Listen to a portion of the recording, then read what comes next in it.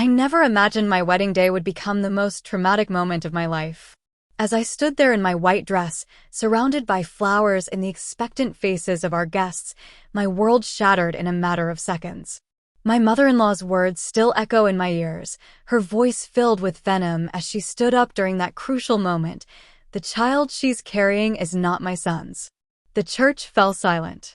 250 guests turned to stare at me, their expressions morphing from joy to shock, then to judgment.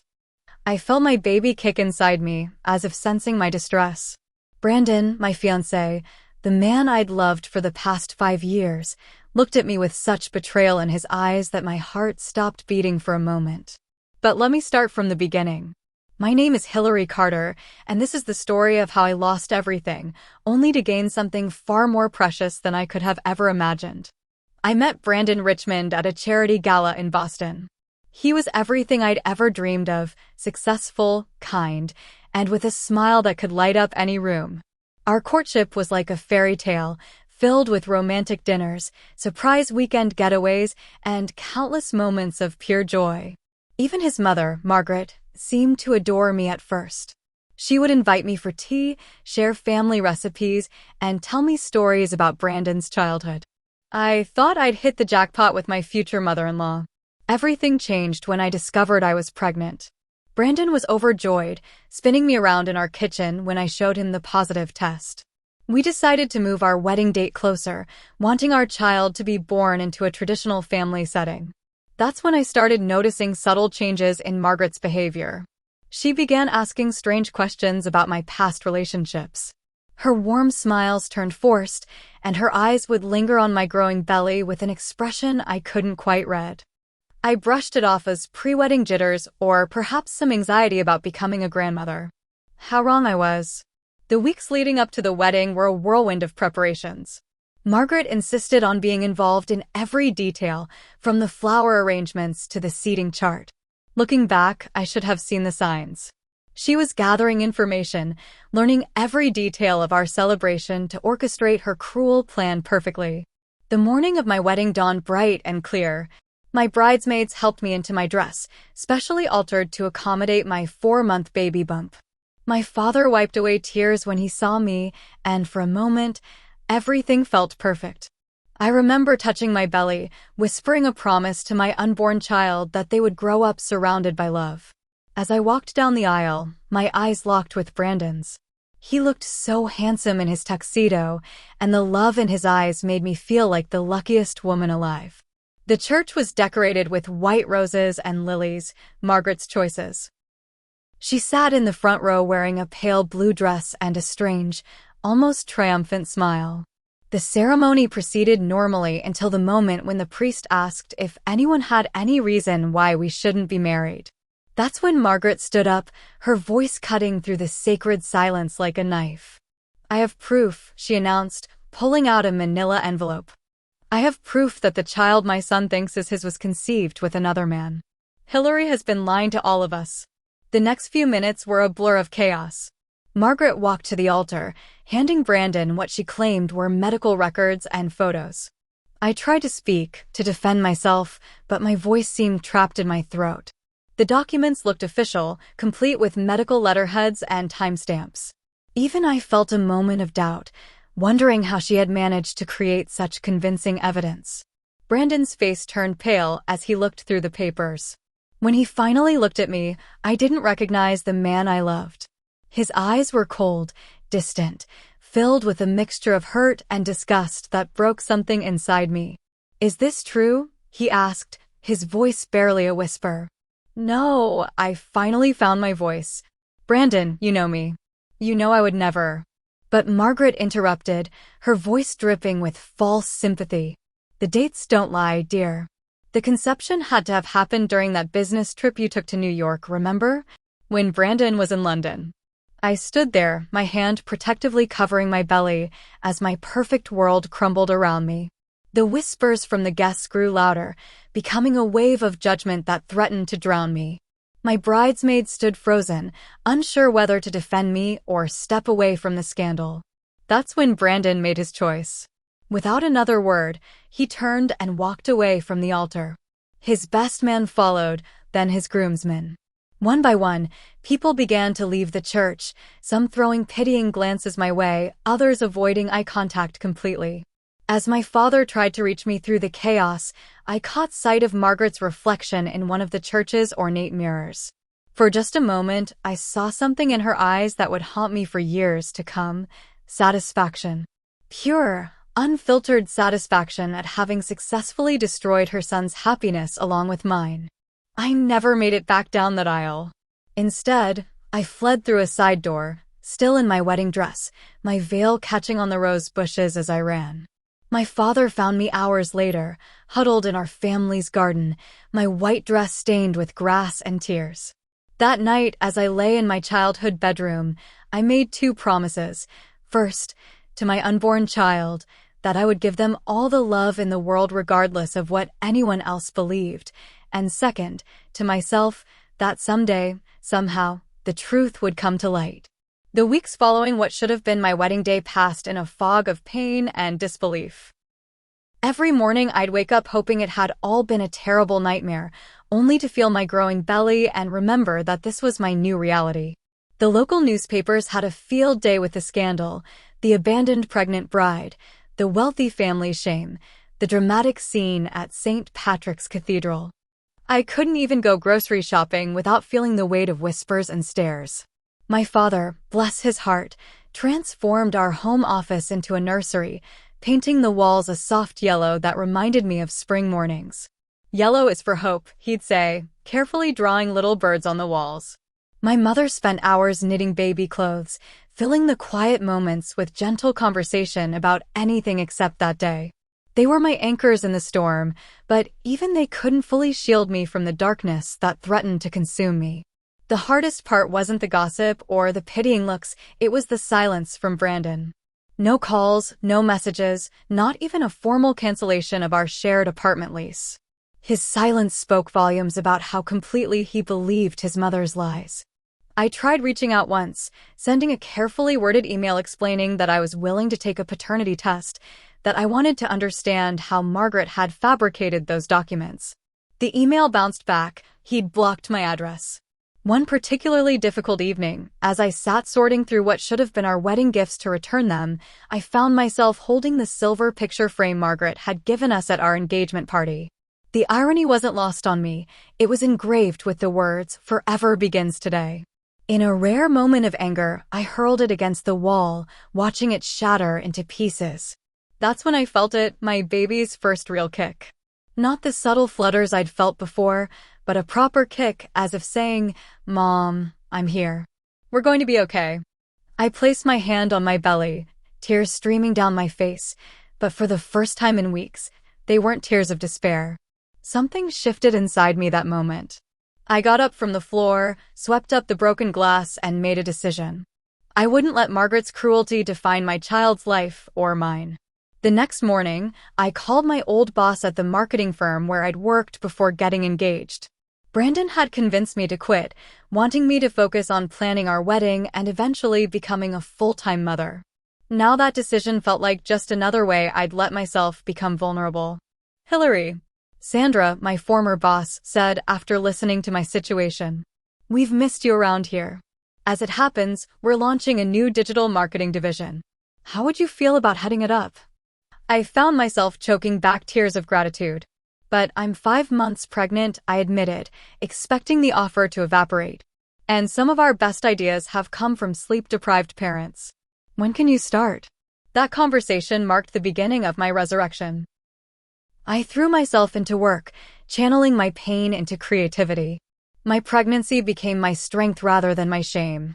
During client meetings, I'd rest my hand on my growing belly, drawing confidence from the little life that depended on me. The whispers at the office gradually changed from "poor thing" to "how does she do it all?" But life has a way of testing your strength just when you think you've found your footing.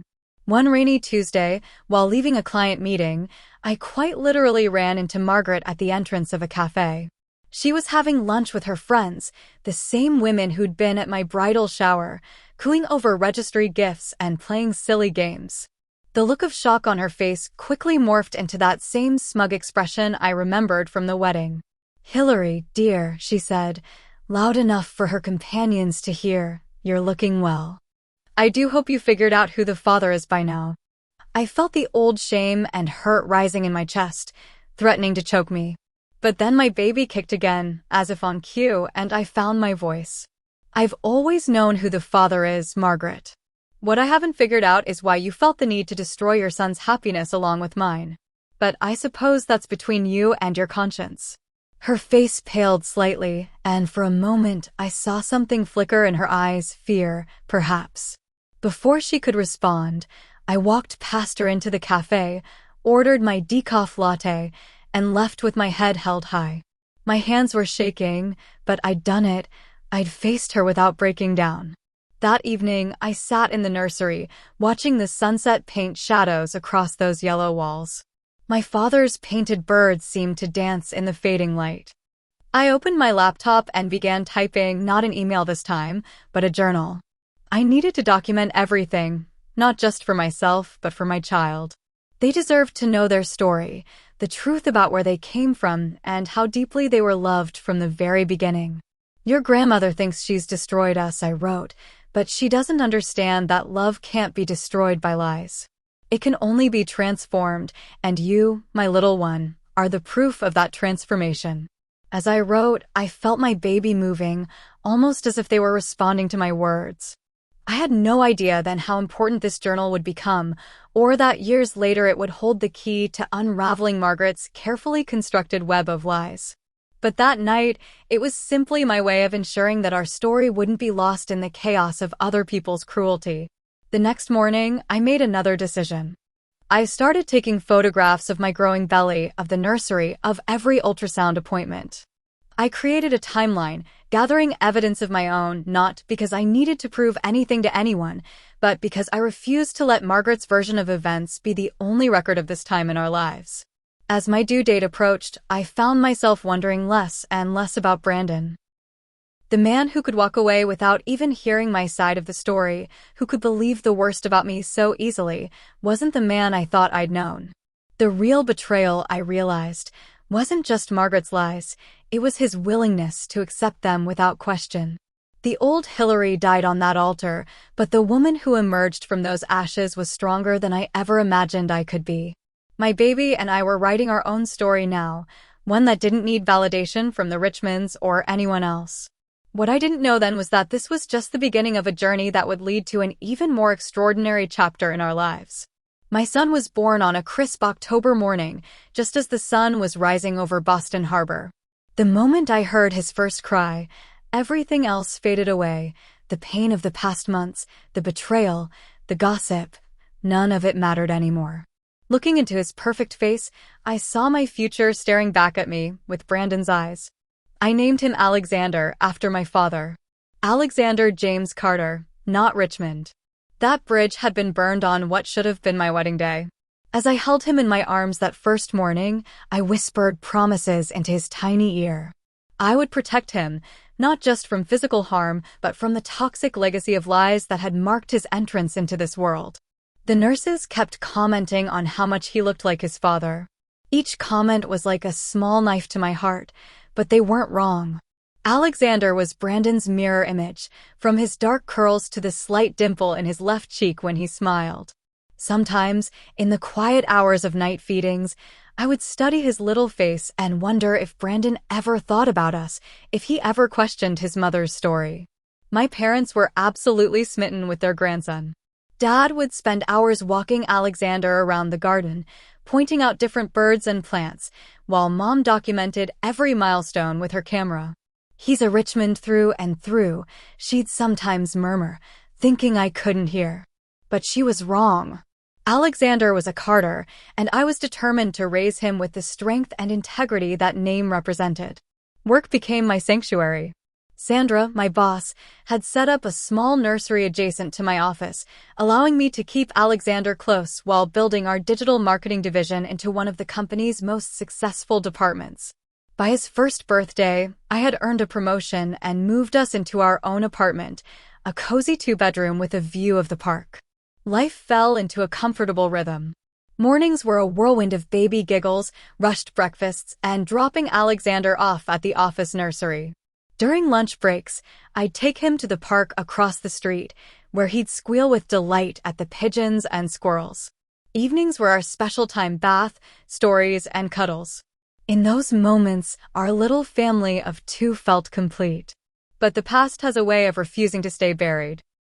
When Alexander was 18 months old, I received an unexpected package at work. Inside was a silver rattle, an exact replica of the one Brandon had played with as a baby.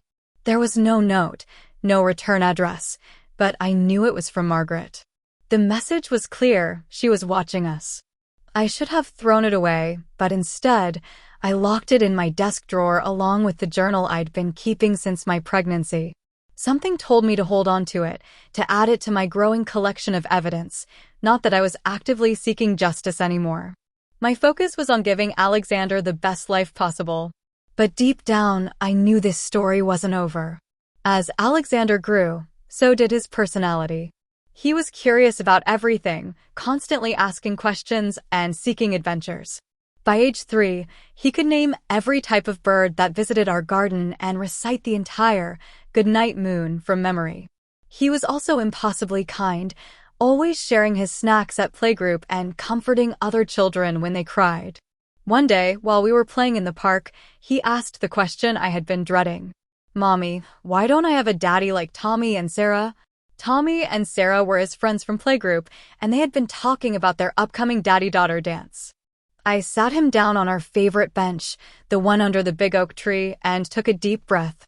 "You do have a daddy, sweetheart," I said carefully. "Sometimes families are different. Some kids live with both their mommy and daddy, some just with their mommy, and some just with their daddy. Where's my daddy?" His big brown eyes, so much like Brandon's, looked up at me expectantly. "Your daddy lives far away," I said, choosing my words carefully. "But that doesn't mean you're any less loved. You have me and Grandpa and Grandma, and we love you more than all the stars in the sky." He seemed to accept this explanation, but I knew there would be more questions as he grew older. I had already started writing letters to him, explaining everything that had happened, to be given to him when he was old enough to understand. The truth was his birthright, even if it was painful. Work continued to be my anchor. By the time Alexander was 4, I had been promoted to Vice President of Digital Strategy. The promotion came with a significant raise, allowing me to move us to a better neighborhood with excellent schools. I also started a small side business consulting for startups, building a nest egg for Alexander's future. But success had its price. One evening, while leaving a client meeting downtown, I spotted Brandon. He was getting into a taxi, looking exactly as I remembered him, perhaps a bit more polished in his expensive suit. My heart didn't skip a beat like I thought it would. Instead, I felt a strange mix of pity and gratitude, pity for what he had lost through his lack of trust, and gratitude for the life I had built without him. Alexander was thriving in his new preschool.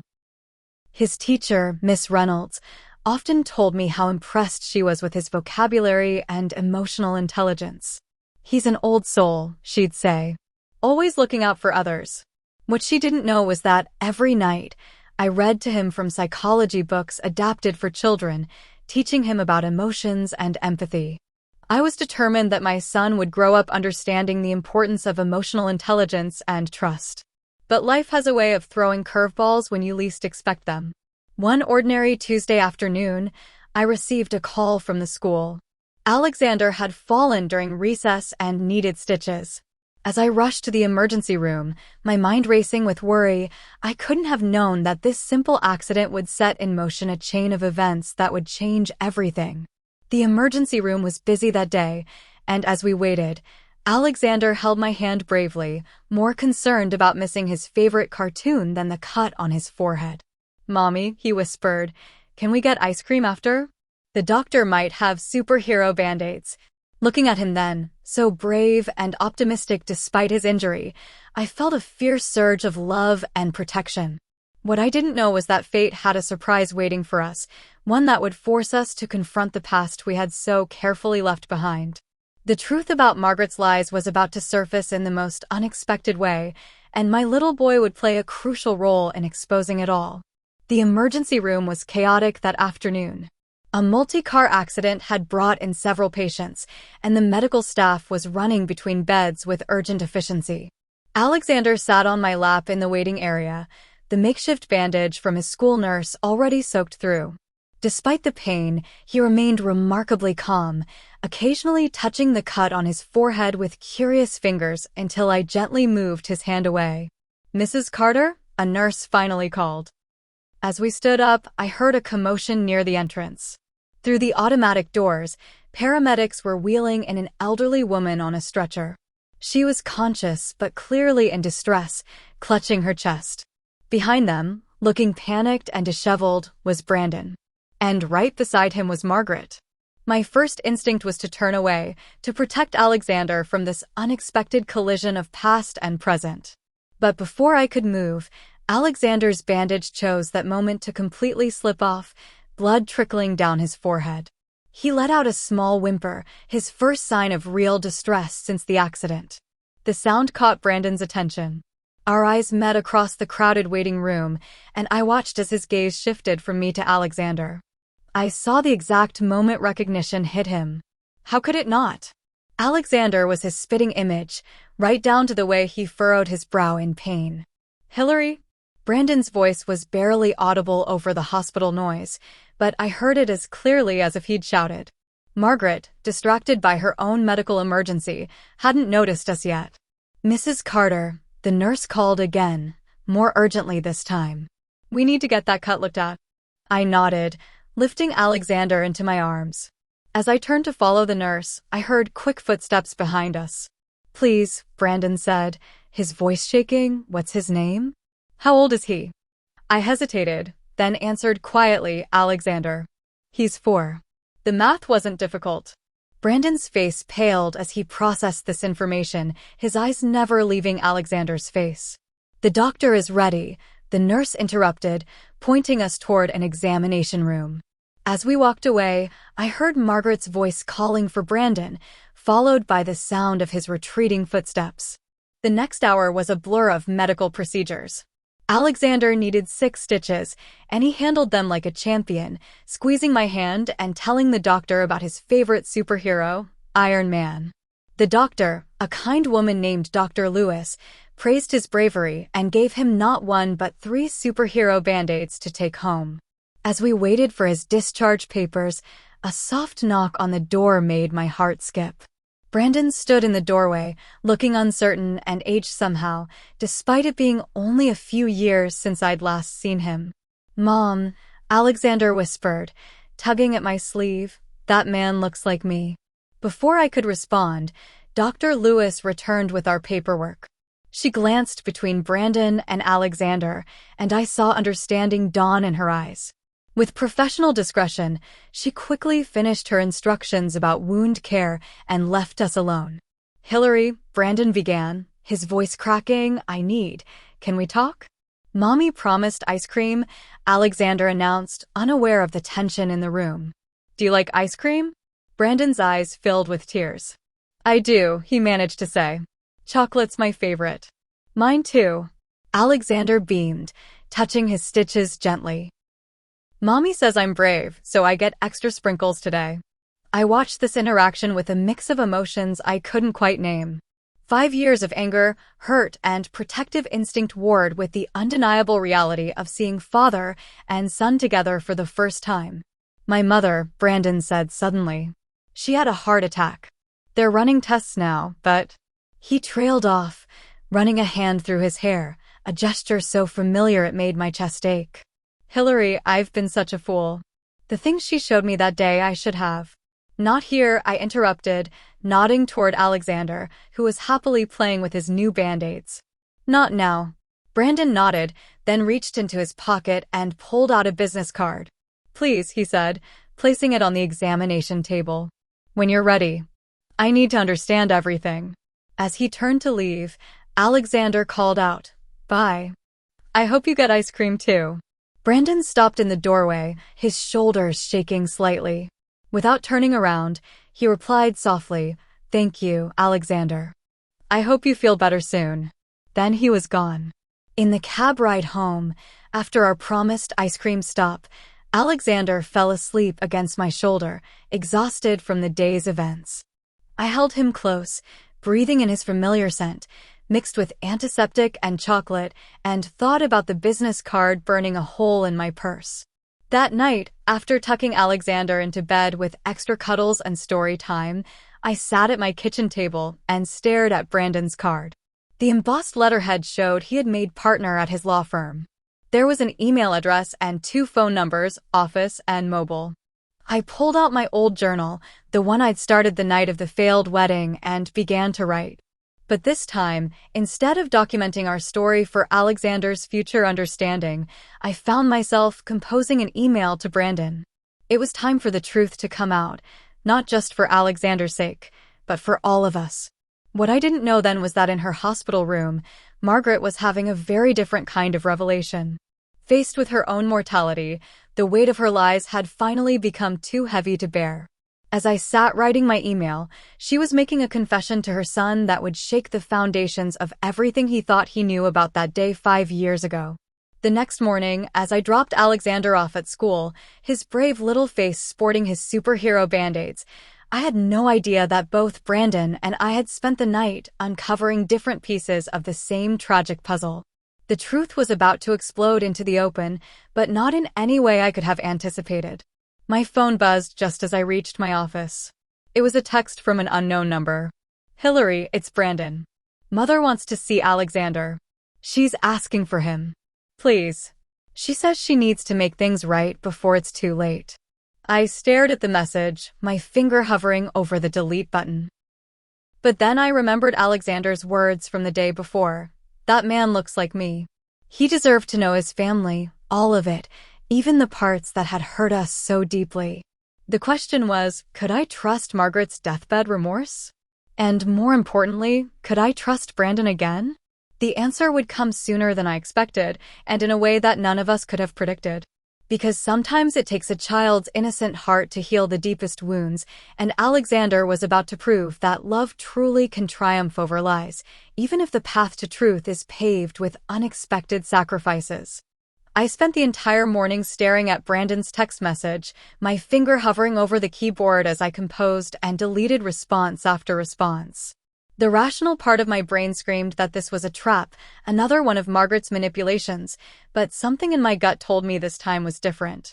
Perhaps it was the desperation in Brandon's voice at the hospital, or maybe it was the way Margaret had looked on that stretcher, vulnerable, human, stripped of her usual armor of superiority. Finally, around noon, I wrote back, "I need to speak with you first. Alone. Tonight, after Alexander is asleep. My parents can watch him." His response was immediate. "Thank you. Name the place and time." We agreed to meet at a small coffee shop near my apartment at 8 p.m. It was neutral territory, public enough to feel safe, but quiet enough for the conversation we needed to have. I spent the rest of the day in a fog, going through the motions at work while my mind raced with all the things I needed to say. That evening, as I tucked Alexander into bed, he asked about the man from the hospital again. "Mommy, why did that man cry when he saw me?" I sat on the edge of his bed, running my fingers through his dark curls, so like his father's. "Sometimes, sweetheart, grown-ups cry when they're surprised by something beautiful." Was he surprised by my superhero band-aids? He asked innocently. "Something like that," I whispered, kissing his forehead carefully around the stitches. "Sweet dreams, my brave boy." The coffee shop was nearly empty when I arrived. Brandon was already there, sitting at a corner table with 2 cups in front of him. He stood when he saw me, and I noticed he'd loosened his tie, his usual polished appearance slightly disheveled. "I remembered how you take your coffee," he said quietly. "Vanilla latte with an extra shot." I sat down, wrapping my hands around the warm cup, but not drinking. "Why now, Brandon? After 5 years, why does she suddenly want to see him?" He ran a hand through his hair, that familiar gesture again. "She's dying, Hillary. The heart attack was worse than we initially thought. There's extensive damage, and she's refusing bypass surgery. She says." He paused, his voice breaking slightly. "She says she doesn't deserve to live with what she's done." "What exactly has she told you?" I asked, my heart pounding. Everything. He pulled out a folded piece of paper from his jacket pocket. She wrote this confession last night. I had it notarized this morning.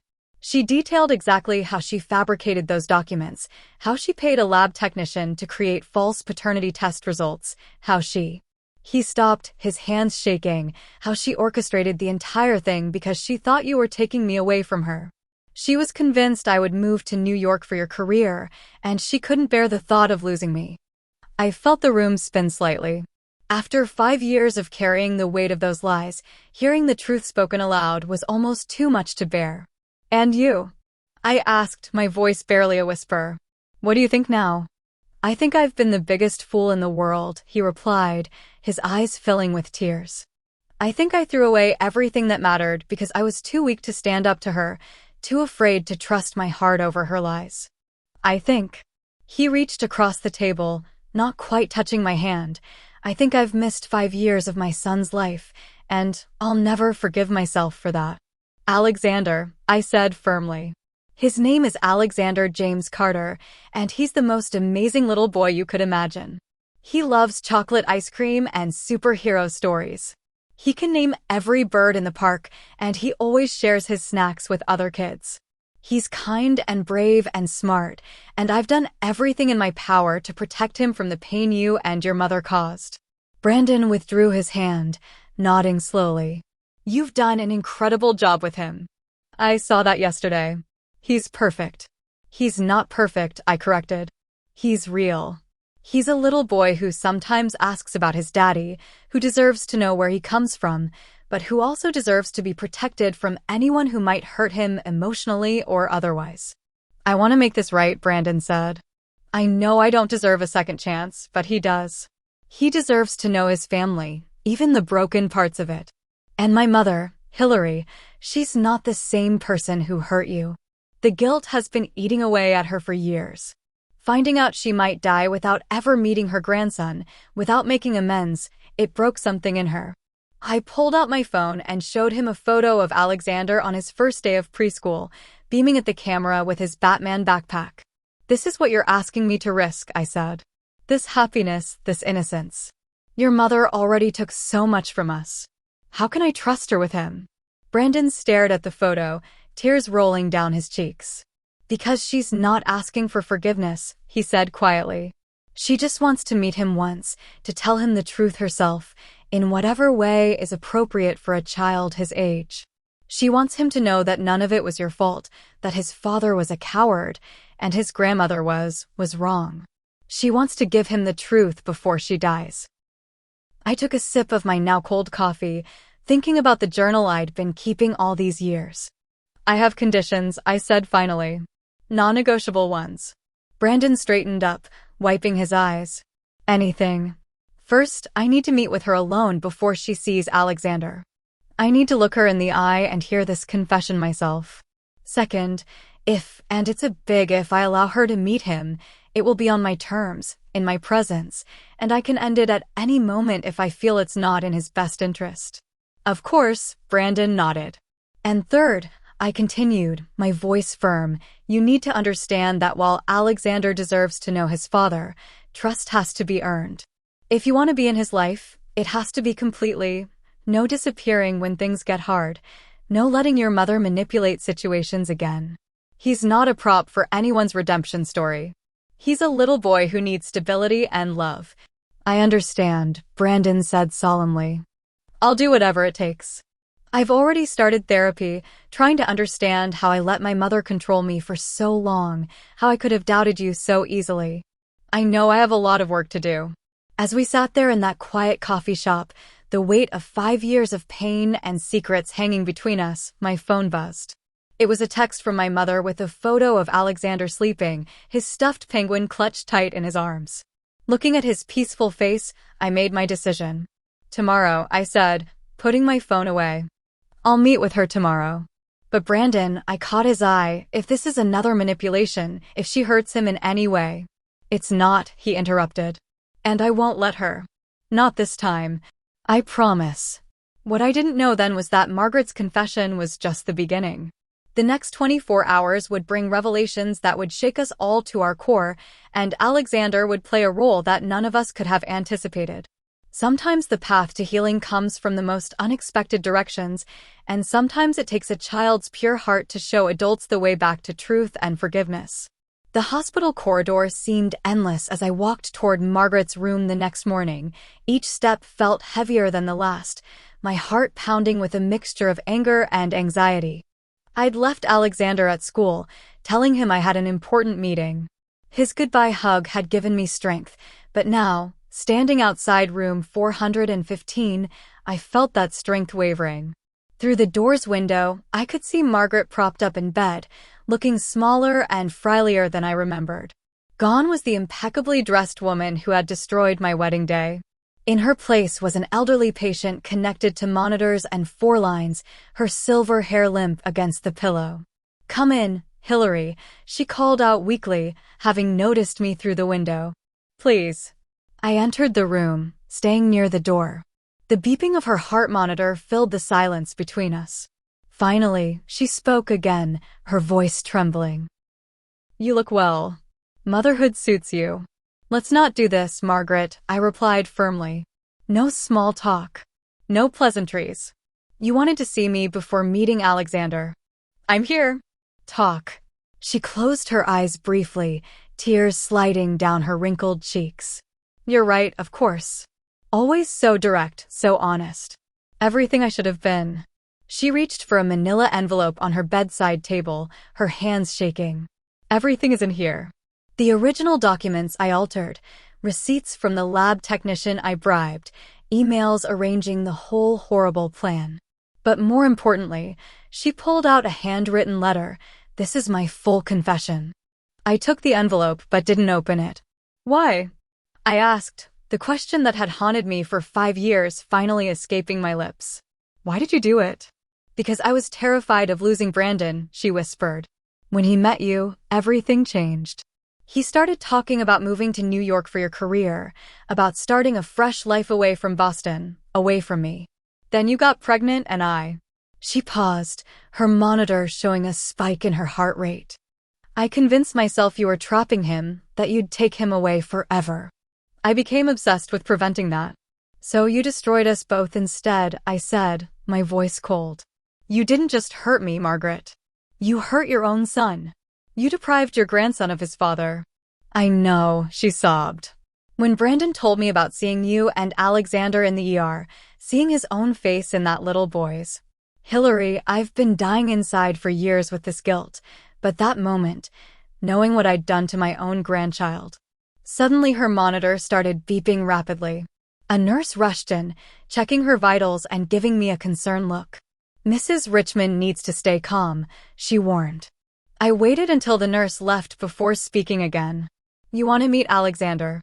Why should I allow that?" Margaret took several deep breaths before answering. "Because he deserves to know the truth and because I'm dying. The doctors say without surgery I have weeks at most. Even with it, my chances are poor. I've refused the surgery because I need to do this first. I need to make things right." "And how exactly do you plan to make 5 years of lies right?" I challenged. "I don't," she replied simply. "I can't. But I can give him something precious, the truth about his parents' love story, about how my lies tore it apart, and about how none of it was ever his mother's fault. He needs to know that his father didn't abandon him willingly, that his mother protected him fiercely, and that his grandmother," her voice broke, "that his grandmother made a terrible mistake out of fear and selfish love." I sat down in the chair beside her bed, finally opening the envelope. As I read through the documents, the elaborate web of lies she had woven became clear. The sophistication of her deception was staggering. Altered medical records, fabricated photographs, even a fake witness statement about my supposed infidelity. "Does Brandon know all of this?" I asked, holding up the evidence of her manipulation. "Yes," she nodded. "I told him everything yesterday. Hillary, I've never seen my son so angry, so devastated. He barely spoke 2 words to me after I finished, just sat there staring at the wall, tears running down his face. Then he got up and left. He came back this morning only to tell me he started therapy to deal with how I've controlled his life. As if on cue, there was a knock at the door. Brandon stood there, looking exhausted, like he hadn't slept. Our eyes met, and I saw the same pain and confusion I'd felt for years reflected in his gaze. "Hillary," he said softly, "there's something else you need to see." He walked over and handed me his phone, open to an email. "I found this in Mother's personal email account last night. She gave me access to everything." As I read the email, my hands began to shake.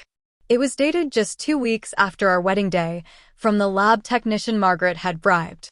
He was demanding more money to keep quiet, threatening to expose the truth.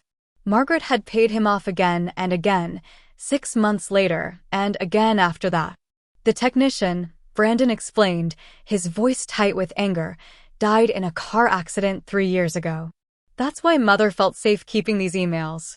She never thought they'd come to light. I looked up at Margaret, who had turned her face away in shame. "You paid to keep your lies hidden over and over, while I suffered, while your son suffered, while your grandson grew up without his father." "I was a coward," she whispered. Each time I thought about confessing, the fear of losing Brandon's love forever stopped me. But now, she gestured to the hospital room around her, now I have nothing left to lose and everything to atone for.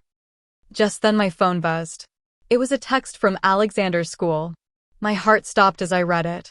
Alexander had fallen again during recess, reopening his stitches. They were taking him to the same ER where we'd been 2 days ago. I stood up quickly, gathering my things. "I have to go." "Alexander's hurt." "What happened?" Brandon asked, alarmed. "Is he okay?" "He needs new stitches," I explained, already heading for the door. "I have to get to the ER." "Hillary, wait," Margaret called out weakly. "Please, will you still consider letting me meet him, even after everything you've just learned?" I paused at the door, looking back at the frail woman who had caused so much pain, and at Brandon, who looked torn between following me and staying with his mother. "I don't know," I answered honestly. "Right now my son needs me. That's all I can focus on." As I hurried toward the elevator, I heard footsteps behind me. Brandon had followed. "Let me drive you," he offered. "Please." He's my son too, even if I haven't earned the right to call myself his father yet. Looking at his worried face, seeing Alexander's features reflected in his expression, I made a split-second decision that would change everything. "Okay," I nodded. "But understand this. We're going because Alexander needs medical care. This doesn't change anything about what I just learned." What I didn't know then was that this second emergency room visit would lead to a moment of truth none of us could have anticipated, and Alexander would teach us all something profound about forgiveness and the healing power of a child's heart. The drive to the emergency room was tense, with Brandon gripping the steering wheel so tight his knuckles turned white. I kept checking my phone for updates from the school, my heart racing every time I thought about Alexander being hurt. The irony wasn't lost on me. Here I was sharing this parental moment of worry with a man who'd missed 1,000 others. "He's allergic to penicillin," I said suddenly, breaking the silence. "I'll make sure they know," Brandon assured me, his voice tight with concern. At that moment, he wasn't the man who'd abandoned us at the altar, he was just a father worried about his son. We found Alexander in the pediatric ER, sitting on an examination table with his teacher, Ms. Reynolds, beside him. His previous stitches had indeed come loose, and blood had stained his favorite Spider-Man t-shirt, but instead of crying, he was animatedly telling the nurse about how he'd been trying to save a younger student's ball from the bushes when he fell. "Mommy," he called out when he saw me. Then his eyes widened. "Look, the man who looks like me is here too." Brandon froze in the doorway, emotion raw on his face. The nurse looked between them, clearly noting the resemblance, then tactfully excused herself to get the doctor. Ms. Reynolds, sensing the delicate situation, patted Alexander's hand and said she'd check on him later. "Does your head hurt, sweetheart?" I asked, examining the reopened cut. "Not much," Alexander replied bravely, then turned to Brandon. "Did you get ice cream after you left last time?" "I got chocolate with extra sprinkles because I was brave." Brandon stepped closer, his voice rough with emotion. "I didn't get ice cream. I guess I wasn't as brave as you." That's okay, Alexander said with the simple wisdom of a child. You can be brave next time. Dr. Lewis arrived then, the same doctor who had treated Alexander 2 days ago. She took in the scene, including Brandon's presence, with professional composure. Well, young man, looks like you wanted to see us again. Let's fix those stitches, shall we? Will it hurt? Alexander asked, gripping my hand a little. A little, Dr. Lewis admitted. But I think you've got plenty of support here to help you through it. As she prepared the local anesthetic, Alexander looked at Brandon. Can you hold my other hand? Mommy says it helps to squeeze someone's hand when you're scared. Brandon glanced at me, asking permission with his eyes. I nodded slightly, and he moved to Alexander's other side, offering his hand. Our son took it without hesitation, and for the first time in 5 years, we were connected through our child's touch. You're doing great, buddy, Brandon encouraged as Dr. Lewis began working on the stitches. Just squeeze our hands as hard as you need to. You know what's funny? Alexander said, wincing slightly but maintaining his brave face. Your hands feel just like mine. Look. He held up his free hand, comparing it to Brandon's larger one. Same lines and everything. I saw tears forming in Brandon's eyes as he looked at their matching hands. Yeah, he managed to say, that is funny. Mommy, Alexander said thoughtfully as Dr. Lewis continued her work, remember when you said some kids have their daddy far away? Is he my daddy? Is that why we look the same? The room went still. Dr. Lewis kept working professionally, but I could tell she was moving as quietly as possible, respecting the gravity of the moment. I took a deep breath, knowing this wasn't how I'd planned this conversation, but sometimes life doesn't wait for perfect moments. Yes, sweetheart, I answered softly. He is your daddy. Alexander processed this information with remarkable calmness. Where were you? He asked Brandon directly, no accusation in his voice, just pure curiosity. Brandon's voice shook as he answered. I made a very big mistake, Alexander. I listened to someone who told me lies instead of trusting your mommy, who always tells the truth. I missed watching you grow up, and that will be my biggest regret for the rest of my life. Did you say sorry? Alexander asked with all the simplicity of a child's logic. Not enough, Brandon replied honestly. Not nearly enough. When I make a mistake, Alexander said wisely, Mommy says what matters most is learning from it and trying to do better next time. He squeezed Brandon's hand. Are you trying to do better? Yes, Brandon whispered, tears now flowing freely down his face. Yes, I'm trying very hard to do better. All done, Dr. Lewis announced, applying the last butterfly bandage. And I think these stitches will hold better than the last ones. Just no more rescue missions in the bushes for a while, okay? Alexander nodded solemnly, then turned back to Brandon. Do you like Spider-Man? He asked, pointing to his stained t-shirt. I do, Brandon replied, wiping his eyes. I have all the movies. Really? Alexander's eyes lit up. Mommy only lets me watch the cartoon ones because she says the movies are too scary for kids my age.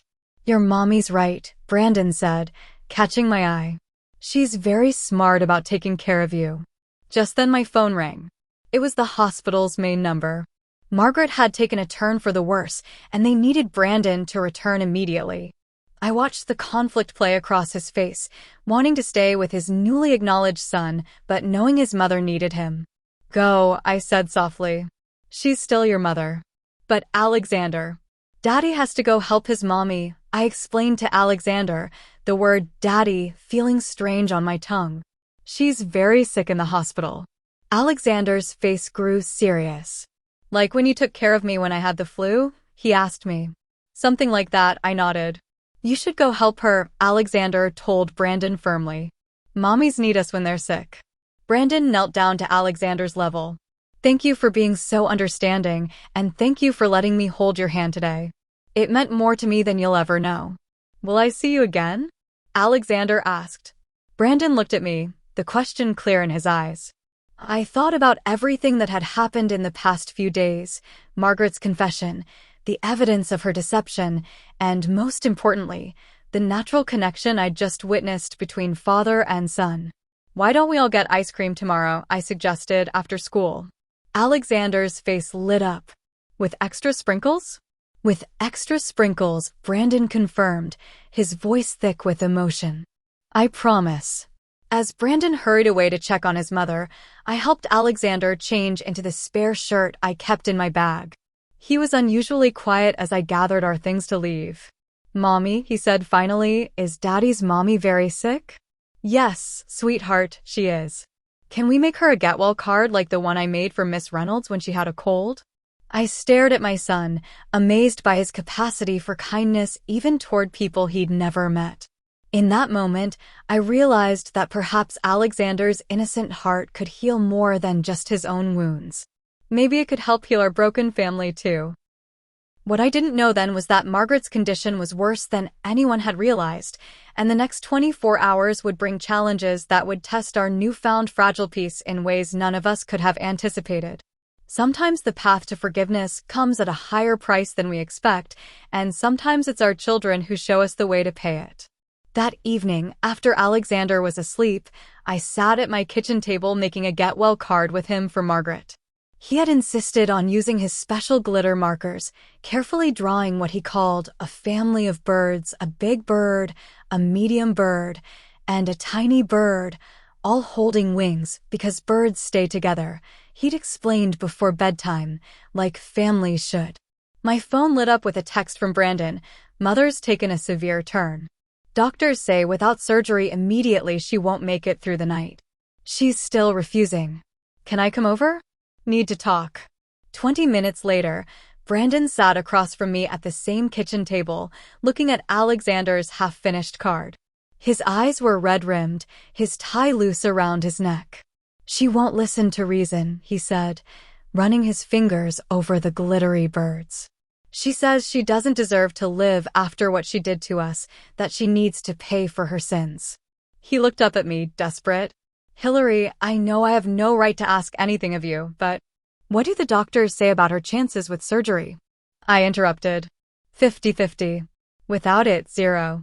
She keeps saying she needs to see Alexander first, to apologize to him face to face, but there's no time. The doctors say if we wait until morning. He didn't finish the sentence. I closed my eyes, thinking about the manila envelope full of evidence of Margaret's deception, about the years of pain she'd caused.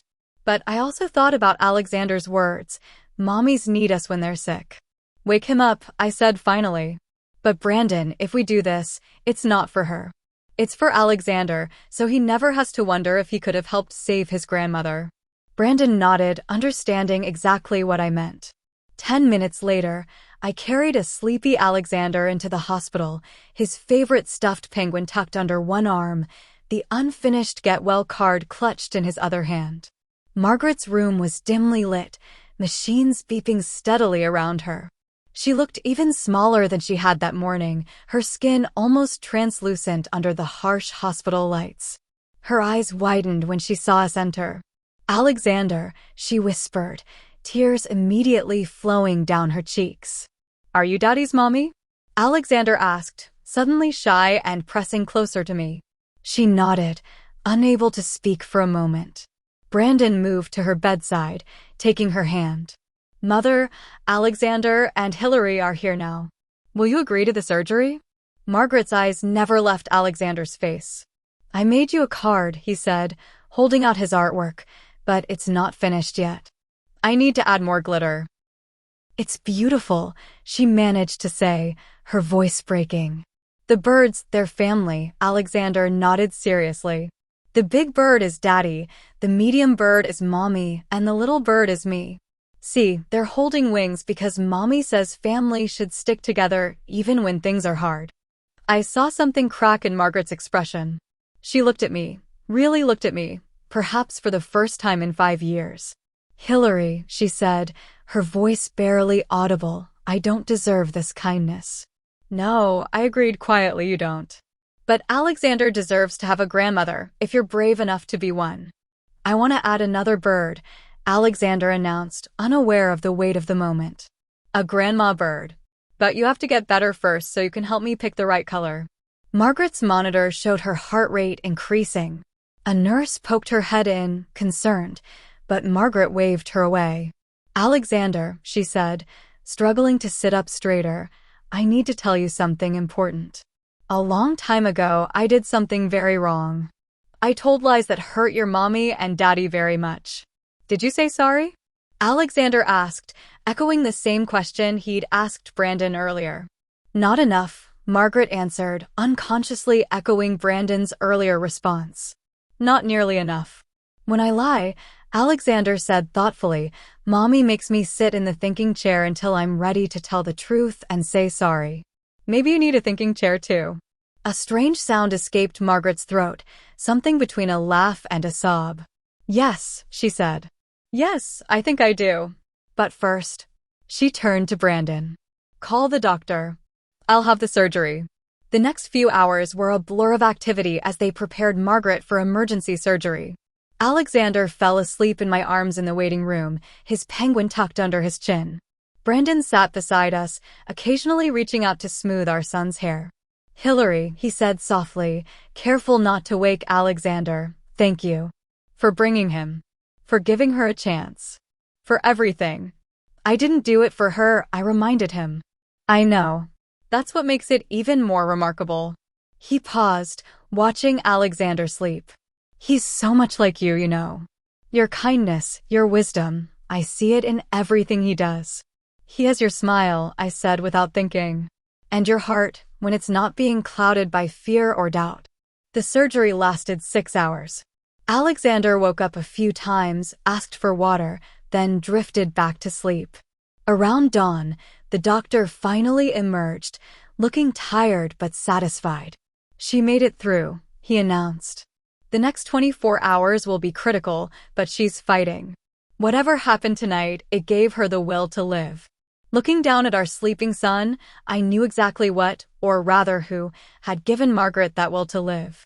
Alexander had done what neither Brandon nor I could do.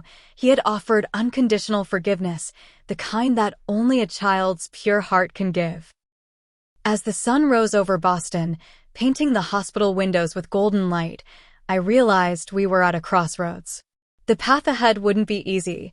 There were years of hurt to process, trust to rebuild, and relationships to redefine.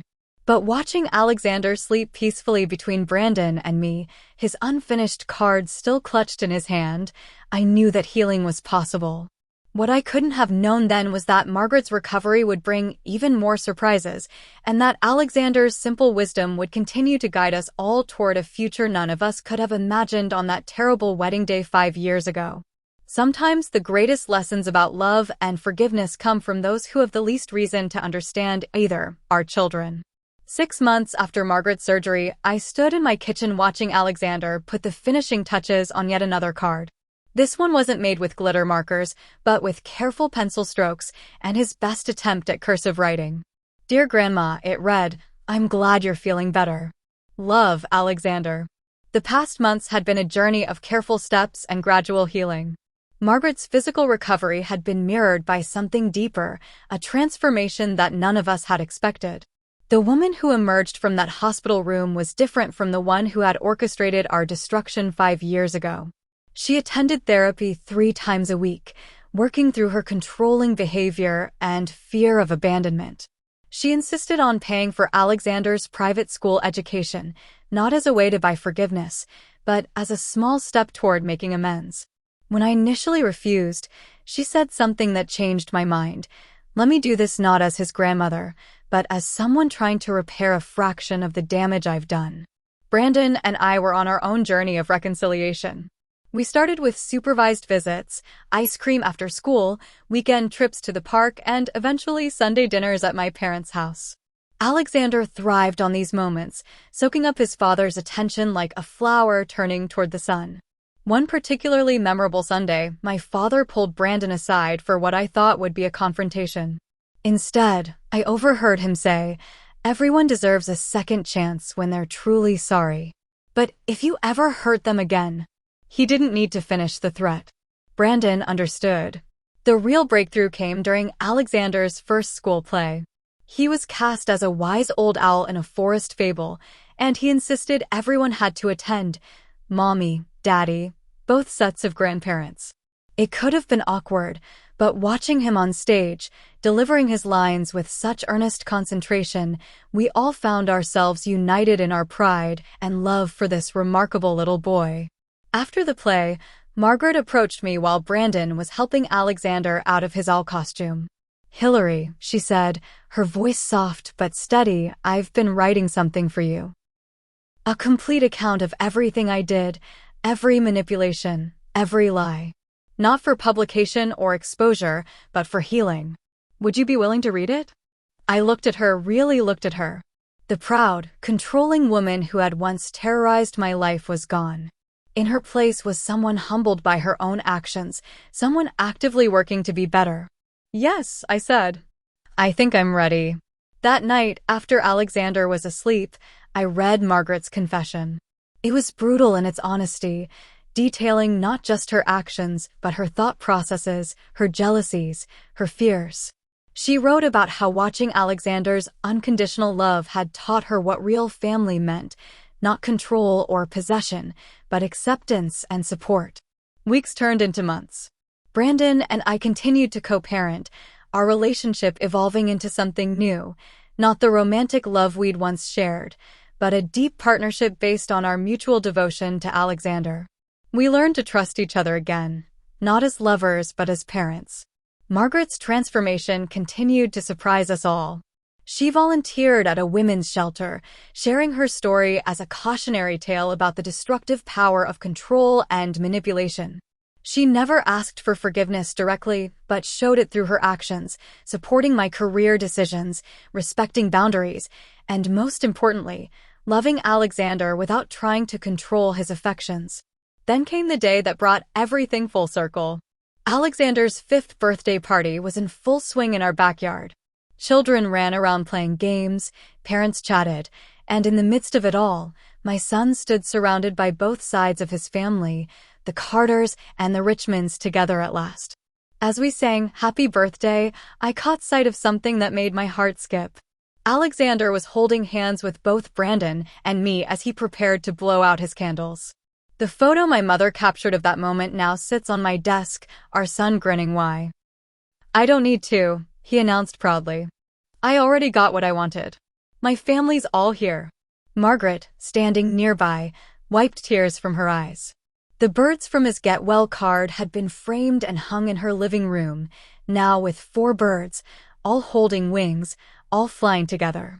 Later that evening, as the party wound down, Brandon helped me clean up while Alexander showed Margaret his new toys. "We did it," Brandon said quietly, gathering paper plates.